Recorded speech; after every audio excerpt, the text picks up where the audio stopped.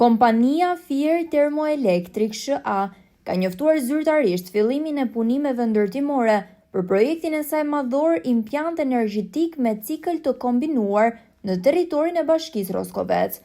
Njoftimi u bë publik përmes një shkresë dërguar Agjencisë Kombëtare të Mjedisit më datë 3/11/2025.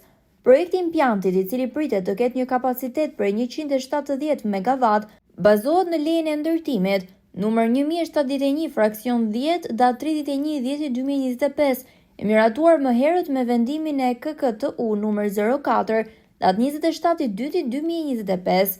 Vlera e deklaruar e objektit arrin në mbi 20.7 miliard lek. Në zbatim të detyrimeve ligjore për fillimin e punimeve, shoqëria Fier Termoelektrik SHA ka dërguar dhe njoftimin zyrtar, duke u referuar deklaratës mjedisore numër AN 03 10 20 23 0006, drejtuar institucioneve kyçe, Agjencisë Kombëtare të Mjedisit, Drejtorisë së Planifikimit dhe Zhvillimit të Territorit pranë Bashkisë Roskovec, Inspektoriatit për Mbrojtjen e Territorit Bashkia Roskovec, Inspektoriatit Kombëtar të Mbrojtjes së Territorit, Sekretariatit Teknik të Këshillit Kombëtar të Territorit dhe Ujrave, Policisë së Shtetit. Në këtë shkresë informative, kompania argëtuar se do të raportojë periodikisht çdo 6 muaj mbi zbatimin e të gjitha kushteve mjedisore të vendimit. Hijet e skandalit dhe reagimi i komunitetit. Ky njoftim u pasua menjëherë nga një kundërpërgjigje e ashpër e komunitetit mjedisor. Legitimiteti dhe vetë projekti janë aktualisht duke u shqyrtuar nga gjykata pas një padije të ngritur nga mjedisorët Qani Redhi dhe Lavdosh Ferruni.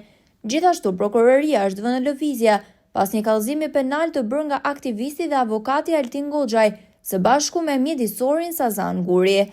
Akuzat kryesore bazohen në pretendimet e banorëve të zonës, sipas të cilëve procesi i konsultimeve me publikun është falsifikuar. Pretendohet se në lista figuron edhe firma e një personi që kishte ndrruar jetë. Pavarësisht këtyre akuzave të rënda, duhet se grupet e interesit dhe investitori kanë arritur të çajnë përpara në heshtje, duke siguruar të gjitha lejet e nevojshme, ndërkohë që as gjykata dhe as prokuroria nuk kanë mundur t'i ndalojnë. Qani Redhi, drejtori ekzekutiv i Qendrës Qytetare për Mbrojtjen e Mjedisit, theksoi se informacioni për fillimin e punimeve në terren, ose të paktën lajmërimi se ato do të fillojnë, pasi fizikisht ende nuk ka nisur, është thjesht një matje pulsi nga ana e investitorit ndaj komunitetit lokal. Ndodhemi pikërisht në territorin, në tokën, në terrenin ku është projektuar për të ndërtuar teci i Roskovecit me ambientalistin Qani Redhi. Qani, cilat janë zhvillimet e fundit për sa i përket ndërtimit të tecit të Roskovecit? Po, në datë 4 të këtij muaji, neve kishim një seancë në gjyq, ishim një seancë. U njohëm me 2 fakte, njëri qesharak, tjetri shumë djallëzor. Qesharaku, ta nisim me këtë qesharakun, aty pretendoi nga kompania që kanë filluar punimet. Gjë që s'është e vërtetë, dhe ndodhemi sot këtu, nuk ka as i gjurmë, as në shenjë punimesh. Po dhe sot na vjen në dispozicion nga Agjencia Kombëtare e Mjedisit një dokument që vërteton sipas tyre që kanë filluar punimet. Gjë që s'është e vërtetë, ata po gënjejnë, ata tallen me këtë komunitet. Pra, unë pash në dokumentin që ma bërë edhe mua në dispozicion, pash që ishte një dokument shtetëror i drejtuar një sër institucioneve, Bashkisë Roskovec, Agjencisë Kombëtare të Mjedisit dhe një sër institucioneve tjera ku kompania deklaronte që kishte filluar punimet pikërisht në këtë territor. Është një gënjeshtër. Ne vendodhemi këtu, nuk ka si gjurmë. Pra, nuk ka si gjurmë fillim punimeve. Po. Unë po shikoj janë të njëjtat piketa që ishin. Kjo është piketa e famshme që u bë virale ku ish presidenti i Republikës me një varre filloi të godiste piketën, apo jo?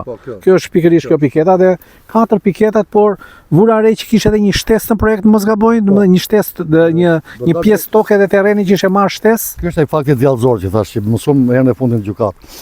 Pa ditur gjë dhe banor nuk kanë informacion. Këtu është shtuar një sipërfaqe, një sipërfaqe që neve gjetëm në hartat që ka kompania, domethënë që paraqitet tek letrat në gjykat.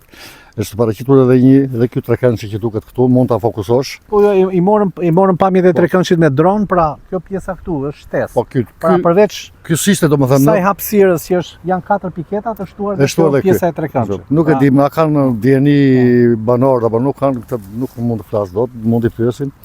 Po kjo është ajo ti, janë shumë, domethënë, shumë edhe gjyqësharak ishte, domethënë për nga pjesa e palës kundërshtare ti. Po ju si organizatë mjedisore jeni drejtuar bashkisë apo ndonjë institucioni shtetëror me ndonjë kërkesë për informacion çfarë po ndodh realisht, sepse nëse institucionet vinë gjykatë dhe gënjejnë thotë që këtu kanë filluar punimet, kur këtu ne jemi dëshmitar nuk kanë filluar. Neve ju drejtuam vetëm AKMS për të qenë të sigurt, se ato që fjalë goja ditë gjykat, për të qenë sigurt. Po si o fjalë goja në gjykatë, Po fjalë goja këtë edhe vetë gjyktari tha, a keni tha fakte tha për këtë tha që kanë filluar punimet.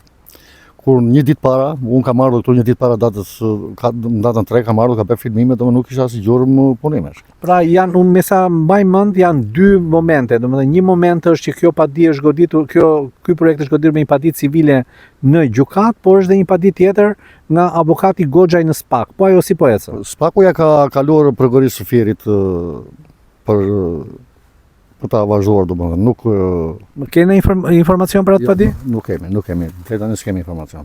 Pra këtu vazhdohet me projektin, pra këtu vazhdon të merret tokë dhe projekti mendohet që do vazhdojë, apo është bllokuar? Po ata ishin shumë besim plot, domethënë që ky do ndërtohet, ajo palë. Ishin shumë të gëzuar, pa fakte, pa letrat e duhura në gjykat, që edhe vetë na u shtyp për në datën 3 mars, prapë kemi seancë tjetër. Vazhdon lufta jonë me. Po ju nga gjykata e bllokoni dot, po se prit deri në 3 mars e ndërtuan atë? Po nuk e dim, ne veti do kemi besim se mund të arrijmë diçka. Faleminderit. Presion dhe frikësim nga i banorëve komuniteti lokal duket se nuk ka mbetur i paprekur nga presioni. Një rast konkret është ai i familjes Metushi, një ndër organizatorët e protestave kundër Tecet.